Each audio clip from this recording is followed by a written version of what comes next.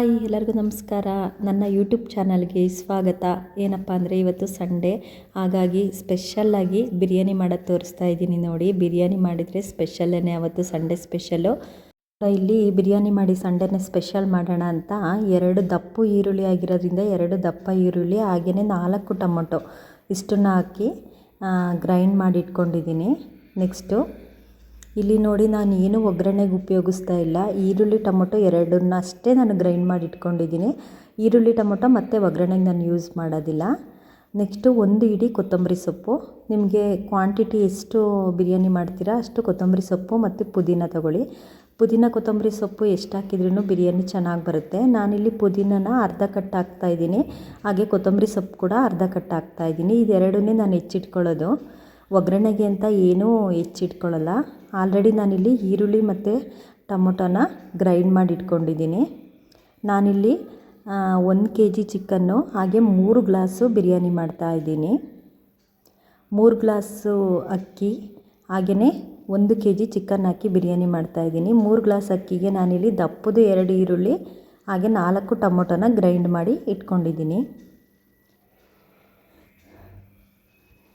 Next ಪುದೀನ ಅರ್ಧ ಕಟ್ಟು, ಹಾಗೆ ಕೊತ್ತಂಬರಿ ಅರ್ಧ ಕಟ್ಟು. ಹಸಿರು ಮೆಣಸಿನ್ಕಾಯಿ ಆಪ್ಷನಲ್ಲು, ನಿಮಗೆ ಬೇಕಂದರೆ ಹಸಿರು ಮೆಣಸಿನ್ಕಾಯಿ ಹಾಕ್ಬೋದು, ಇಲ್ಲಾಂದರೆ ಸ್ಕಿಪ್ ಮಾಡ್ಬೋದು.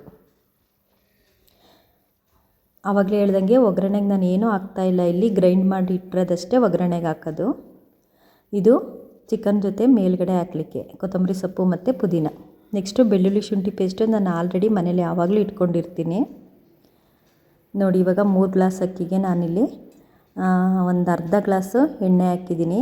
ನೆಕ್ಸ್ಟು ಮಸಾಲೆ ಹಾಕ್ತಾಯಿದ್ದೀನಿ. ಸ್ಪೈಸಸ್ಸು ಅಂದರೆ ಒಂದು 4 ಚಕ್ಕೆ, ಒಂದು 4 ಲವಂಗ, ಅನಾನಸ್ ಮೊಗ್ಗು, ಮರಾಠಿ ಮೊಗ್ಗು. ಅನಾನಸ್ ಹೂವು ಮತ್ತು ಮರಾಠಿ ಮೊಗ್ಗು 2 ಹಾಕಿದ್ದೀನಿ. ಚಕ್ಕೆ ಲವಂಗ ಮಾತ್ರ 4 ಹಾಕಿದ್ದೀನಿ. ಆವಾಗಲೇ ಗ್ರೈಂಡ್ ಮಾಡಿಟ್ಟಿದ್ನಲ್ಲ, ಗ್ರೈಂಡ್ ಮಾಡಿಟ್ಟಿರೋ ಅಂಥ ಮಸಾಲೆನ ಈ ಆಯಿಲ್ ಒಳಗಡೆ ಹಾಕಿ ಚೆನ್ನಾಗಿ ಫ್ರೈ ಮಾಡಬೇಕು ನೋಡಿ. ಇದೊಂಥರ ಡಿಫ್ರೆಂಟು ಬಿರಿಯಾನಿ, ತುಂಬ ಚೆನ್ನಾಗಿರುತ್ತೆ, ಟೇಸ್ಟ್ ಕೂಡ ಚೆನ್ನಾಗಿರುತ್ತೆ. ಒಮ್ಮೆ ಟ್ರೈ ಮಾಡಿ ನೋಡಿ. ನಾನು ಆವಾಗಲೇ ಹೇಳ್ದಂಗೆ ಒಗ್ಗರಣೆಗೆ ಈರುಳ್ಳಿ ಟೊಮೊಟೊ ಏನೂ ಹಾಕ್ತಾಯಿಲ್ಲ, ಎರಡನ್ನೂ ಗ್ರೈಂಡ್ ಮಾಡಿದ್ದೀನಿ. ಅದ್ರ ಜೊತೆಗೆ ಬೆಳ್ಳುಳ್ಳಿ ಶುಂಠಿ ಪೇಸ್ಟ್ ಹಾಕ್ತಾಯಿದ್ದೀನಿ 2 ಸ್ಪೂನು. ಇವಾಗ ನೋಡಿ, ಇದನ್ನು ಚೆನ್ನಾಗಿ ಎಣ್ಣೆಯಲ್ಲಿ ಮಿಕ್ಸ್ ಮಾಡೋಣ. ಒಂದು 10 ನಿಮಿಷ ಫ್ರೈ ಆಗ್ಲಿಕ್ಕೆ ಬಿಡಬೇಕು. ಅಂದರೆ ಮಸಾಲೆ ಎಲ್ಲ ಮಿಕ್ಸ್ ಆಗಿಬಿಟ್ಟು ಎಣ್ಣೆ ಮೇಲೆ ಬಿಡಬೇಕು, ಅಲ್ಲಿವರೆಗೂ ನಾವು ಫ್ರೈ ಮಾಡಬೇಕು. ನಿಮಗದು ಗೊತ್ತಾಗುತ್ತೆ. ಮಸಾಲೆ ಎಲ್ಲ ಫ್ರೈ ಆದಮೇಲೆ ಎಣ್ಣೆ ಮೇಲೆ ಬರುತ್ತೆ, ಅಲ್ಲಿವರೆಗೂ ಫ್ರೈ ಮಾಡಬೇಕು. ಅದ್ರ ಜೊತೆಗೆ ಸ್ವಲ್ಪ ಅರಿಶಿನ ಪೌಡ್ರ್ ಹಾಕ್ತಾಯಿದ್ದೀನಿ ನಾನು, ಧನಿಯಾ ಪೌಡ್ರು, ಹಾಗೆಯೇ ಚಿಲ್ಲಿ ಪೌಡ್ರು. ನಿಮ್ಗೆ ಎಷ್ಟು ಬೇಕು ಖಾರ ಅಷ್ಟು ಹಾಕ್ಕೊಳ್ಳಿ chilli powder. Next biryani powder. Biryani powder ನಾನಿಲ್ಲಿ 3 ಗ್ಲಾಸ್ ಅಕ್ಕಿಗೆ 1 ಪ್ಯಾಕೆಟು ಬಿರಿಯಾನಿ ಪೌಡ್ರ್ ಹಾಕ್ತಾಯಿದ್ದೀನಿ. ಹಾಗೆ 1 ಸ್ಪೂನು ಧನಿಯಾ ಮತ್ತು 1 ಸ್ಪೂನು ಚಿಲ್ಲಿ ಪೌಡ್ರ್ ಹಾಕಿದ್ದೀನಿ. ನಾನು ಪಲಾವ್ ಎಲೆ ಹಾಕ್ಲಿಕ್ಕೆ ಇಲ್ಲಿ ಮರ್ತಿದ್ದೆ, ಹಾಗಾಗಿ ಪಲಾವ್ ಎಲೆನ ಇವಾಗ ಹಾಕ್ತಾಯಿದ್ದೀನಿ. ಆ್ಯಕ್ಚುಲಿ ಎಣ್ಣೆಗೆ ಹಾಕಬೇಕಿತ್ತು ಸ್ಪೈಸಸ್ ಹಾಕಿದಾಗ. ಸ್ವಲ್ಪ ಚಿಕನ್ ಮಸಾಲ ಹಾಕ್ತಾಯಿದ್ದೀನಿ ಮತ್ತು ಕರ್ಡು. ಮೇಯ್ನ್ ಕರ್ಡ್ ಅಷ್ಟೇ. ನಾವು ಒಂದು 4-5 ಸ್ಪೂನ್ ಕರ್ಡ್ ಹಾಕಿದರೆ ಸಾಕು. ಬೇಕಂದರೆ ಇನ್ನು ಸ್ವಲ್ಪ ಕರ್ಡ್ ಯೂಸ್ ಮಾಡ್ಬೋದು. ಕರ್ಡ್ ಹಾಕಿದಷ್ಟು ಬಿರಿಯಾನಿ ಚೆನ್ನಾಗಿರುತ್ತೆ ನೋಡಿ. ಇವಾಗ ಮೊಸರು ಹಾಕ್ಬಿಟ್ಟು ಚೆನ್ನಾಗಿ ಮಿಕ್ಸ್ ಮಾಡ್ತಾಯಿದ್ದೀನಿ. ಮಸಾಲೆ ಎಲ್ಲ ಚೆನ್ನಾಗಿ ಮಿಕ್ಸ್ ಆಗಬೇಕು. ಮಿಕ್ಸ್ ಆಗಿಬಿಟ್ಟು ಮೇಲ್ಗಡೆ ಎಣ್ಣೆ ತೇಲಿ ಬರಬೇಕು, ಅಲ್ಲಿವರೆಗೂ ಒಂದು 5 ಮಿನಿಟ್ ಅದು ಫ್ರೈ ಆಗಲಿ. ಅಷ್ಟರಲ್ಲಿ ನಾನು ಅಕ್ಕಿ ನೆನೆಸಿಟ್ಟಿರಲಿಲ್ಲ, ಹಾಗಾಗಿ ಅಕ್ಕಿನ ನೆನೆಸ್ತಾ ಇದ್ದೀನಿ. 2 ಗ್ಲಾಸು ಕೋಲಮ್ ರೈಸ್ ಹಾಕಿದ್ದೀನಿ, 1 ಗ್ಲಾಸು ಬಾಸುಮತಿ ರೈಸ್ ಹಾಕಿದ್ದೀನಿ. ನಾನಿಲ್ಲಿ 2 ಮಿಕ್ಸ್ ಮಾಡಿ ಮಾಡ್ತೀನಿ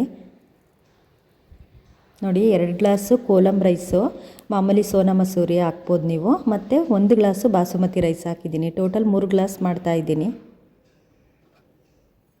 ನೆಕ್ಸ್ಟ್ ನೋಡಿ, ಇವಾಗ ಮಸಾಲೆ 5 ನಿಮಿಷ ಫ್ರೈ ಮಾಡಿದ್ದೀನಿ. ಅದು ಫ್ರೈ ಆಗಿಬಿಟ್ಟು ಎಣ್ಣೆ ಮೇಲ್ಗಡೆ ಬಂದಿದೆ, ಎಣ್ಣೆ ಮೇಲ್ಗಡೆ ತೇಲ್ತಾ ಇದೆ. ಈ ಟೈಮಲ್ಲಿ ನಾವು ಚಿಕನ್ನ ಹಾಕಬೇಕು. ನಾನು ಕ್ಲೀನಾಗಿ ತೊಳೆದು ಎತ್ತಿಟ್ಟಿರೋ ಅಂಥ 1 kg ಚಿಕನ್ನ ಹಾಕ್ತಾಯಿದ್ದೀನಿ. ಇವಾಗ ಮಸಾಲೆ ಚೆನ್ನಾಗಿ ಫ್ರೈ ಆಗಿಬಿಟ್ಟು ಹಸಿ ಸ್ಮೆಲ್ಲೆಲ್ಲ ಹೋಗಿದೆ. ಈ ಟೈಮಲ್ಲಿ ನಾವು ಚಿಕನ್ ಹಾಕಬೇಕು. ಚಿಕನ್ ಅಷ್ಟೇ ಆಪ್ಷನಲ್ಲು, ನೀವು ಅರ್ಧ kgನಾದರೂ ಹಾಕ್ಕೋಬೋದು, 1 kgನಾದರೂ ಹಾಕ್ಬೋದು.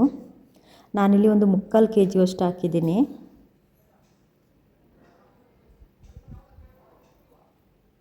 ಇನ್ನು ಸ್ವಲ್ಪ ಕಬಾಬ್ ಮಾಡಲಿಕ್ಕೆ ಎತ್ತಿಟ್ಟಿದ್ದೀನಿ ನಾನು.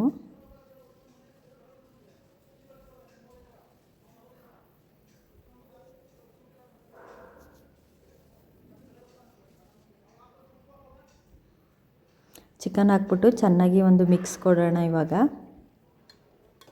ನೋಡಿ, ಇವಾಗ ಚೆನ್ನಾಗಿ ಮಿಕ್ಸ್ ಮಾಡ್ತಾ ಇದ್ದೀನಿ. ಈ ಮಸಾಲೆ ಜೊತೆ ಚಿಕನ್ನು ಚೆನ್ನಾಗಿ ಮಿಕ್ಸ್ ಆಗಬೇಕು. ಅಂದರೆ ಮತ್ತೆ 10 ಮಿನಿಟ್ಸ್ ನಾವು ಲಿಡ್ನ ಕ್ಲೋಸ್ ಮಾಡಿ ಬೇಯಿಸಬೇಕು. ನಾನು ಆವಾಗಲೇ ಹೇಳ್ದಂಗೆ ಹಸಿರು ಮೆಣಸಿನ್ಕಾಯಿ ಆಪ್ಷನಲ್ಲು, ನೀವು ಬೇಕಾದರೆ ಹಾಕ್ಕೋಬೋದು. ಅದ್ರ ಜೊತೆಗೆ ಸ್ವಲ್ಪ ಸಾಲ್ಟ್ ಹಾಕ್ತೆ. ಮಸಾಲೆಗೆ ನಾನು ಆಲ್ರೆಡಿ ಸಾಲ್ಟ್ ಹಾಕಿದ್ದೆ, ಹಾಗಾಗಿ ಚಿಕನ್ನಿಗೆ ಸ್ವಲ್ಪ ಸಾಲ್ಟ್ ಹಾಕ್ತಾಯಿದ್ದೀನಿ.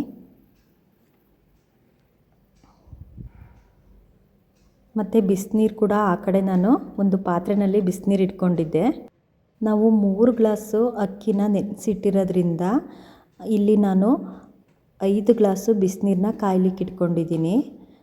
ಬಿರಿಯಾನಿ ತುಂಬ ಉದ್ರಾಗಿ ಬರಬೇಕಂತ ಅಂದರೆ 5 ಗ್ಲಾಸು ನೀರು ಹಾಕಬೇಕು. 3 ಗ್ಲಾಸ್ ಅಕ್ಕಿಗೆ 5 ಗ್ಲಾಸ್ ನೀರು ಹಾಕಬೇಕು. ಬಿರಿಯಾನಿ ತುಂಬ ಉದ್ರಾಗಿ ಬರುತ್ತೆ. ನೆಕ್ಸ್ಟ್ ನೋಡಿ, ನಾನಿಲ್ಲಿ ಕಬಾಬಿಗೆ ಕಲಸಿಡ್ತಾ ಇದ್ದೀನಿ, ಮಿಕ್ಸ್ ಮಾಡಿ ಇಡ್ತಾ ಇದ್ದೀನಿ. ಮೊದಲನೇದಾಗಿ 2 ಸ್ಪೂನು ಬೆಳ್ಳುಳ್ಳಿ ಶುಂಠಿ ಹಾಕ್ಕೊಂಡಿದ್ದೀನಿ. ಹಾಗೆಯೇ ಸ್ವಲ್ಪ ಗರಂ ಮಸಾಲ ಮತ್ತು ಕಬಾಬ್ ಪೌಡರು 1 ಪ್ಯಾಕೆಟ್ ಹಾಕ್ಕೊಂಡಿದ್ದೀನಿ. ಒಂದು ಮೊಟ್ಟೆ ಹಾಕ್ತಾಯಿದ್ದೀನಿ.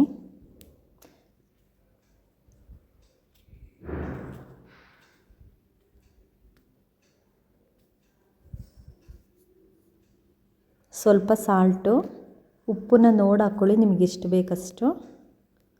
ಸ್ವಲ್ಪ ಚಿಲ್ಲಿ ಪೌಡ್ರನ್ನ ಕೂಡ ಹಾಕ್ತಾಯಿದ್ದೀನಿ. ನೋಡಿ, 1 ಸ್ಪೂನ್ ಚಿಲ್ಲಿ ಪೌಡ್ರ್ ಹಾಕ್ತಾಯಿದ್ದೀನಿ, ಯಾಕಂದರೆ ನಮಗೆ ಖಾರ ಬೇಕು. ಆಲ್ರೆಡಿ ಕಬಾಬ್ ಪೌಡ್ರಲ್ಲಿ ಚಿಲ್ಲಿ ಪೌಡ್ರು ಮತ್ತು ಸಾಲ್ಟ್ ಇರುತ್ತೆ, ನೀವು ಬೇಕಂದರೆ ಹಾಕೋಬೋದು, ಇಲ್ಲಾಂದರೆ ಸ್ಕಿಪ್ ಮಾಡ್ಬೋದು. ಇವಾಗ ಚೆನ್ನಾಗಿ ಮಿಕ್ಸ್ ಮಾಡೋಣ. ಇವಾಗೊಂದು ಮಿಕ್ಸ್ ಕೊಡ್ತಾಯಿದ್ದೀನಿ. ನೋಡಿ ಎಷ್ಟು ಚೆನ್ನಾಗಿ ಬಂದಿದೆ ಕಲರು. ನೆಕ್ಸ್ಟು ಇನ್ನೂ 1 kg ಚಿಕನ್ ಇತ್ತು, ಎತ್ತಿಟ್ಟಿದ್ದೆ ನಾನು ಬಿರಿಯಾನಿ ಮಾಡಿಬಿಟ್ಟು. ಇದನ್ನು ನಾನು ಚೆನ್ನಾಗಿ ಕಬಾಬ್ ಮಸಾಲೆ ಒಳಗಡೆ ಹಾಕಿ ಮಿಕ್ಸ್ ಮಾಡ್ತೀನಿ. ನೋಡಿ, ಇವಾಗ ಚಿಕನ್ನೆಲ್ಲ ಹಾಕಿದ್ದೀನಿ. ಚೆನ್ನಾಗಿ ಒಂದು ಮಿಕ್ಸ್ ಕೊಡೋಣ.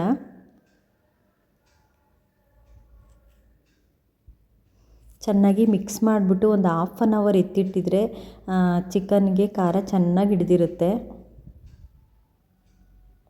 ನೋಡಿ, ಇವಾಗ ಈ ರೀತಿ ಮಿಕ್ಸ್ ಮಾಡಿ ಒಂದು 20 ಮಿನಿಟ್ಸ್ ಆದರೂ ಇಡಬೇಕು ಅಟ್ಲೀಸ್ಟು.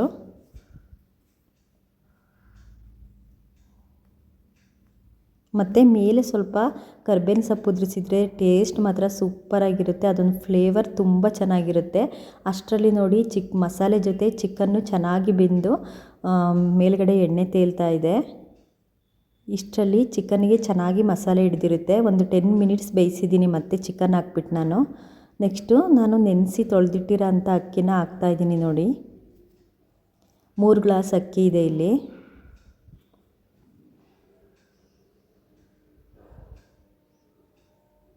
ಇದ್ರ ಜೊತೆಗೇ ನಾವು ಪುದೀನ ಆವಾಗಲೇ ಹೆಚ್ಚಿಟ್ಟಿದ್ನಲ್ಲ, ಪುದೀನ ಮತ್ತು ಕೊತ್ತಂಬರಿ ಸೊಪ್ಪು ಹಾಕ್ತಾಯಿದ್ದೀನಿ. ನಾನು ಮೊದಲು ಎಲ್ಲೂ ಪುದೀನ ಮತ್ತು ಕರ್ಬೇವಿನ ಸೊಪ್ಪು ಹಾಕಿಲ್ಲ.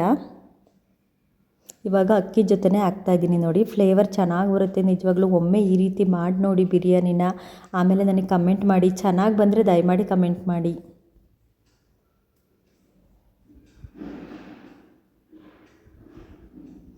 ಇವಾಗ 5 ಗ್ಲಾಸ್ ನೀರು ಹಾಕ್ತಾಯಿದ್ದೀನಿ.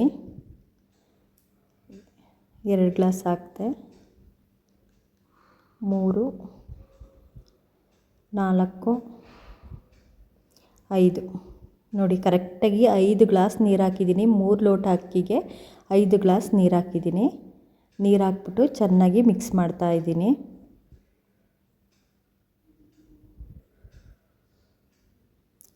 ಮೇಯ್ನ್ ಇಲ್ಲಿ ಬಿರಿಯಾನಿ ಮಾಡಲಿಕ್ಕೆ ಸ್ವಲ್ಪ ನೀವು ಹಳೆ ಅಕ್ಕಿ ಯೂಸ್ ಮಾಡಬೇಕು. ಅಂದರೆ ನಾನು ಕೋಲಮ್ ರೈಸ್ ಯೂಸ್ ಮಾಡ್ತೀನಿ ಯಾವಾಗ್ಲೂ. ಕೋಲಮ್ ರೈಸಲ್ಲೇ ಸ್ವಲ್ಪ ಹಳೆ ಅಕ್ಕಿನ ತೊಗೋಬೇಕು, ತುಂಬ ಉದ್ರಾಗಿ ಬರುತ್ತೆ. ನೀವು ಹೊಸ ಅಕ್ಕಿ ಯೂಸ್ ಮಾಡಿದರೆ ಒಂಥರ ಮಿಜುಗ್ಲಾದಂಗೆ ಆಗುತ್ತೆ. ನೋಡಿ, ಇವಾಗ ನೆಕ್ಸ್ಟು ನಾನು ದಮ್ಗಟ್ಲಿಕ್ಕೆ ಇಡ್ತಾಯಿದ್ದೀನಿ. ಇವಾಗಲೇ ನಾನು ದಮ್ಗಟ್ಲಿಕ್ಕೆ ಇಡ್ತಾ ಇಲ್ಲ, ಅದು ಸ್ವಲ್ಪ ಅಕ್ಕಿ 3/4 ಭಾಗ ಬೆಂದು ಬರಬೇಕು, ಬೇಗ ಬೇಯಲಿ ಅಂತ ಈಗ ಇಡ್ತಾಯಿದ್ದೀನಿ. ಆಲ್ರೆಡಿ ಲೇಟ್ ಆಗಿತ್ತು. ಬರೀ ನೀವು ಲಿಡ್ ಕ್ಲೋಸ್ ಮಾಡಿ ಕೂಡ ಬೇಯಿಸ್ಬೋದು. ನೆಕ್ಸ್ಟು ನಾನಿಲ್ಲಿ 20 ಮಿನಿಟ್ಸ್ ಆಯಿತು. ಕಬಾಬ್ನ ಎಣ್ಣೆ ಒಳಗಡೆ ಕರಿಲಿಕ್ಕೆ ಎಣ್ಣೆ ಹಾಕ್ತಾಯಿದ್ದೀನಿ.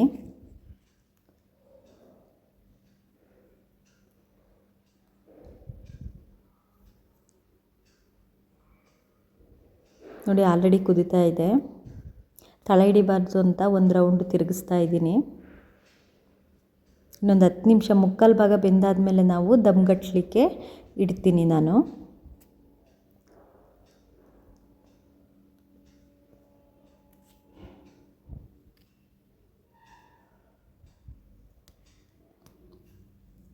ಈಗ ಎಣ್ಣೆ ಕಾದಿದೆ. ನೆಕ್ಸ್ಟು ಮಿಕ್ಸ್ ಮಾಡಿಟ್ಟಿರೋ ಅಂಥ ಕಬಾಬ್ನ ಹಾಕ್ತಾಯಿದ್ದೀನಿ. ಅದ್ರ ಜೊತೆಗೆ ಸ್ವಲ್ಪ ನಾವು ಕರ್ಬೇವಿನ ಸೊಪ್ಪು ಹಾಕಬೇಕು. ಆವಾಗಲೇ ಕಬಾಬ್ ಮೇಲೆ ಹಾಕಿದ್ನಲ್ಲ, ಆ ಕರ್ಬೇವಿನ ಸೊಪ್ಪು ಕೂಡ ಚಿಕನ್ ಜೊತೆಗೆ ಬೆಂದರೆ ನಮಗೆ ಒಳ್ಳೆ ಫ್ಲೇವರ್ ಕೊಡುತ್ತೆ. ನೋಡಿ ಇವಾಗ ಒಂದೊಂದೇ ಪೀಸ್ನ ಎತ್ತಿ ಹಾಕ್ತಾಯಿದ್ದೀನಿ. ಕಬಾಬ್ ಅಷ್ಟೇ ನಿಜವಾಗ್ಲೂ ತುಂಬ ಚೆನ್ನಾಗಿ ಬಂದಿತ್ತು. ನಿಮಗೆ ನೋಡಿದ್ರೇ ಗೊತ್ತಾಗುತ್ತೆ. ಯಾವುದೇ ರೀತಿ ಎಕ್ಸ್ಪೀರಿಯನ್ಸ್ ಇರೋರಿಗಾದರೆ ಬಿರಿಯಾನಿ ಆಗಿರ್ಬೋದು, ಕಬಾಬ್ ಆಗಿರ್ಬೋದು, ನೋಡಿದ್ರೇ ಗೊತ್ತಾಗುತ್ತೆ ಅಡುಗೆನಲ್ಲಿ ಎಕ್ಸ್ಪೀರಿಯನ್ಸ್ ಇರೋರಿಗೆ ಅದು ಚೆನ್ನಾಗಿ ಬಂದಿದೆಯೋ ಇಲ್ವೋ ಅಂತ.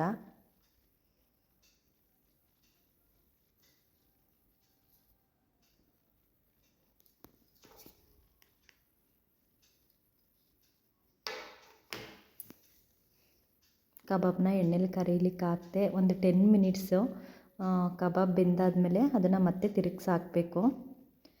ಕಬಾಬ್ನ ಮತ್ತೆ ಇನ್ನೊಂದು ನಾವು ಐ ಫ್ಲೇಮಲ್ಲಿ ಬೇಯಿಸಬೇಕು. ಇವಾಗ ನೋಡಿ 10 ನಿಮಿಷ ಆಗಿದೆ. ಇವಾಗ ಎಲ್ಲ ತಿರುಗಿಸಿ ಹಾಕ್ತಾಯಿದ್ದೀನಿ.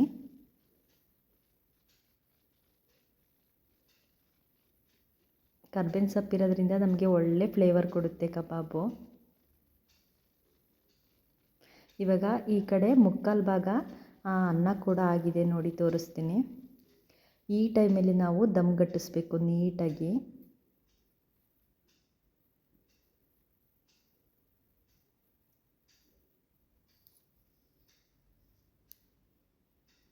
ಕಬಾಬೆಲ್ಲ ಆಲ್ಮೋಸ್ಟು ಬೇಯ್ತಾ ಇದೆ. ಬಿರಿಯಾನಿ ಆಗೋಷ್ಟರಲ್ಲಿ ಕಬಾಬ್ ಕೂಡ ರೆಡಿ ಆಗುತ್ತೆ.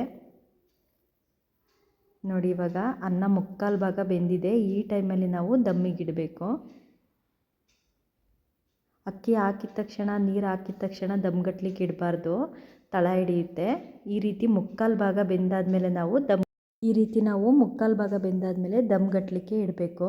ನೋಡಿ ಒಂದು ಪ್ಲೇಟ್ ಮುಚ್ತಾ ಇದ್ದೀನಿ. ಲಿಡ್ಡು ಕ್ಲೋಸ್ ಆಗೋ ಥರ ಇರಬೇಕು, ಎಲ್ಲೂ ಗ್ಯಾಪ್ ಇರಬಾರ್ದು. ಫಸ್ಟು ನಾವು ಕೆಳಗಡೆಗೆ ಒಂದು ಇಂಚ್ ಇಡಬೇಕು. ನಾನು ಯಾವಾಗಲೂ ಅಷ್ಟೇ ರೊಟ್ಟಿ ಮಾಡೋ ಇಂಚಿಡ್ತೀನಿ. ಇಂಚಿಟ್ಬಿಟ್ಟು ಒಂದು ಲಿಡ್ಡನ್ನ ಕ್ಲೋಸ್ ಮಾಡಬೇಕು ನೀಟಾಗಿ. ಈ ರೀತಿ ಗ್ಯಾಪ್ ಇರಬಾರ್ದು. ನೋಡಿ ಈ ರೀತಿ ಫುಲ್ಲು ನೀಟಾಗಿ ಕ್ಲೋಸ್ ಆಗಬೇಕು.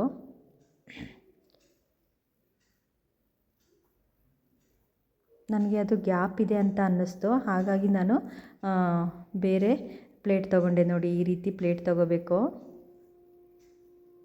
ಈ ರೀತಿ ನೀಟಾಗಿ ಕ್ಲೋಸ್ ಆಗಬೇಕು. ನೆಕ್ಸ್ಟ್ ದಮ್ಗಟ್ಲಿಸಿಕ್ಕೆ ನಾನಿಲ್ಲಿ ಕಲ್ಲಿಡ್ತಾ ಇದ್ದೀನಿ. ರೆಡಿ. ಇಲ್ಲಿ ಬಿರಿಯಾನಿ ಮುಕ್ಕಾಲು ಭಾಗ ಬೆಂದಿದೆ. ಏನಿಲ್ಲ ಅಂತ ಅಂದರೂ ಇನ್ನೊಂದು 10 ನಿಮಿಷ ಬೆಂದರೆ ಬಿರಿಯಾನಿ ಆಗುತ್ತೆ. ಮತ್ತು ನಾವು ದಮ್ಗಟ್ಲಿಕ್ಕೆ ಯಾವಾಗಲೂ ಫ್ಲೇಮ್ನ ಫುಲ್ಲು ಲೋನಲ್ಲಿ ಇಟ್ಟಿರಬೇಕು. ನೋಡಿ ನಾನು ಫುಲ್ಲು ಲೋ ಫ್ಲೇಮಲ್ಲಿಟ್ಟು ದಮ್ಗಟ್ಲಿಕ್ಕೆ ಇಟ್ಟಿದ್ದೀನಿ. ಒಂದು 10 ಮಿನಿಟ್ಸ್ ಅಷ್ಟೇ. ಒಂದು 10 ನಿಮಿಷದಲ್ಲಿ ಇವಾಗ ಬಿರಿಯಾನಿ ರೆಡಿಯಾಗಿ ಹೋಗುತ್ತೆ. ಅಷ್ಟರಲ್ಲಿ ಕಬಾಬ್ ಕೂಡ ಬೆಂದಿದೆ. ನೋಡಿ ಕಬಾಬ್ ಕೂಡ ತೆಗಿತಾ ಇದ್ದೀನಿ. ಕಬಾಬು ತುಂಬ ಚೆನ್ನಾಗಿ ಬಂದಿತ್ತು. ನಿಮಗೆ ತೋರಿಸ್ತೀನಿ ಹತ್ರದಿಂದ. ಎಣ್ಣೆಯಿಂದ ತೆಗೆದಾದ್ಮೇಲೆ ನೋಡಿ ಇವಾಗ ಎಣ್ಣೆಯಿಂದ ತೆಗಿತಾ ಇದ್ದೀನಿ. ಕರ್ಬೇವಿನ ಸೊಪ್ಪು ಹಾಕಿರೋದ್ರಿಂದ ಕಬಾಬ್ ನಮ್ಗೆ ಒಳ್ಳೆ ಫ್ಲೇವರ್ ಕೊಡುತ್ತೆ. ನೋಡ್ತಿರ್ಬೋದು ಕಬಾಬ್ ಎಷ್ಟು ಚೆನ್ನಾಗಿ ಕಾಣಿಸ್ತಿದೆ ಅಂತ. ತಿನ್ನಲಿಕ್ಕೂ ಇಷ್ಟೇ ರುಚಿಯಾಗಿತ್ತು.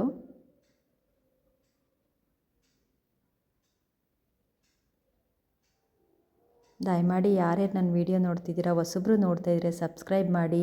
ನಾನು ಮಾಡಿರೋ ಬಿರಿಯಾನಿ ಮತ್ತು ಕಬಾಬ್ ಇಷ್ಟ ಆದರೆ ನನ್ನ ವೀಡಿಯೋನ ಸ್ಕಿಪ್ ಮಾಡ್ದೇ ನೋಡಿ. ಸಬ್ಸ್ಕ್ರೈಬ್ ಮಾಡ್ದೇ ನೋಡ್ತಿದ್ರೆ ದಯಮಾಡಿ ಸಬ್ಸ್ಕ್ರೈಬ್ ಮಾಡಿ. ನೋಡಿ ಇವಾಗ ಬಿರಿಯಾನಿ ರೆಡಿ ಇದೆ. ನೀವೇ ನೋಡ್ತಿರ್ಬೋದು, ಹತ್ರದಿಂದ ತೋರಿಸ್ತೀನಿ. ಹೇಗೆ ಕಾಣಿಸ್ತಿದೆ ನೋಡಿ. ಎಕ್ಸ್ಪೀರಿಯನ್ಸ್ ಇರೋರಿಗೆ ಆಲ್ಮೋಸ್ಟ್ ಗೊತ್ತಾಗುತ್ತೆ ಬಿರಿಯಾನಿ ಕಬಾಬು ಹೇಗೆ ಬಂದಿದೆ ಅಂತ. ನಿಜವಾಗ್ಲೂ ತುಂಬ ಚೆನ್ನಾಗಿತ್ತು. ನಾನು ಸುಮ್ಮನೆ ಅಂತೂ ಹೇಳ್ತಾ ಇಲ್ಲ, ಜೆನ್ಯೂನಾಗಿ ಹೇಳ್ತಾ ಇದ್ದೀನಿ. ಬಿರಿಯಾನಿ ಮತ್ತು ಕಬಾಬು ಟೇಸ್ಟು ಸಖತ್ತಾಗಿತ್ತು.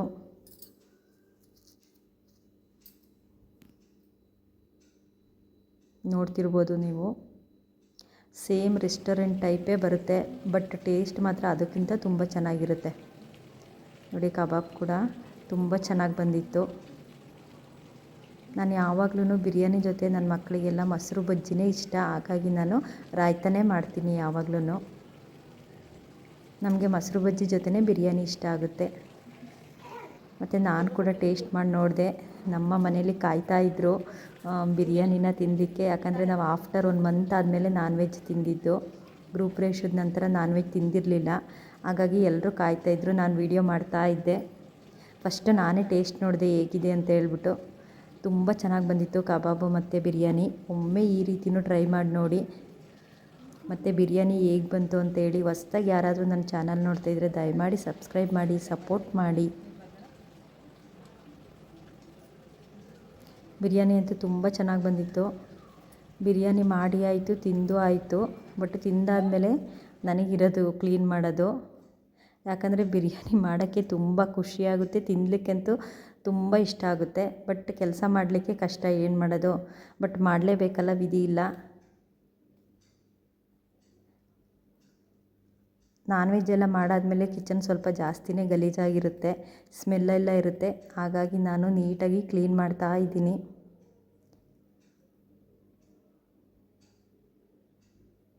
ಅಡುಗೆ ಎಲ್ಲ ಆದಮೇಲೆ ಕಿಚನ್ನ ಒಂದು ರೌಂಡ್ ಫುಲ್ ಕ್ಲೀನ್ ಮಾಡ್ಕೊಬಂದೆ. ಸಂಡೇ ನಾನು ಯಾವಾಗಲೂ ಅಷ್ಟೇ ನಾನ್ ವೆಜ್ ಮಾಡ್ತೀನಿ ಅಂತ ಗೊತ್ತಿರೋದ್ರಿಂದ ನಾನು ಫಸ್ಟು ಕಿಚನ್ನ ಕ್ಲೀನ್ ಮಾಡಿರೋದಿಲ್ಲ. ಹಾಗೆಯೇ ಅಡುಗೆ ಮಾಡಿ ನೆಕ್ಸ್ಟ್ ಕಿಚನ್ನ ಫುಲ್ ಕ್ಲೀನ್ ಮಾಡ್ಕೊಂಬರ್ತೀನಿ ಒಂದು ರೌಂಡು. ಯಾಕಂದರೆ ನಾನ್ ವೆಜ್ ಆಗಿರೋದ್ರಿಂದ ಸ್ಮೆಲ್ ಬರುತ್ತೆ. ಮತ್ತು ಈ ಕಬಾಬ್ ಮಾಡೋದ್ರಿಂದ ಆಯಿಲ್ ಆ ಕಡೆ ಈ ಕಡೆ ಎಲ್ಲ ಆರಿರುತ್ತೆ. ಹಾಗಾಗಿ ನಾನು ಸಂಡೇ ಟೈಮು ನಾನ್ ವೆಜ್ ಅಡುಗೆ ಎಲ್ಲ ಆದಮೇಲೆ ಅಡುಗೆ ಮನೆ ಕ್ಲೀನ್ ಮಾಡೋದು. ನೋಡಿ ಇವಾಗ ಅಡುಗೆ ಮನೆಯೆಲ್ಲ ಕ್ಲೀನ್ ಮಾಡಿ ಆಯಿತು ಒಂದು ರೌಂಡು. ಬಿರಿಯಾನಿ ತಿಂದು ಆಯಿತು, ಅಡುಗೆ ಮನೆ ಕ್ಲೀನ್ ಮಾಡು ಆಯಿತು. ನಿಜವಾಗ್ಲೂ ಅಡುಗೆ ಮನೆ ಕ್ಲೀನ್ ಮಾಡಲಿಲ್ಲ ಅಂದರೆ ನೆಮ್ಮದಿನೇ ಇರೋದಿಲ್ಲ. ಅದು ನಾನ್ ವೆಜ್ ಮಾಡಾದಮೇಲೆ ಕಿಚನ್ ಕ್ಲೀನ್ ಮಾಡಲಿಲ್ಲ ಅಂತಂದರೆ ಸಮಾಧಾನವೇ ಅನಿಸೋದಿಲ್ಲ. Thank you for watching.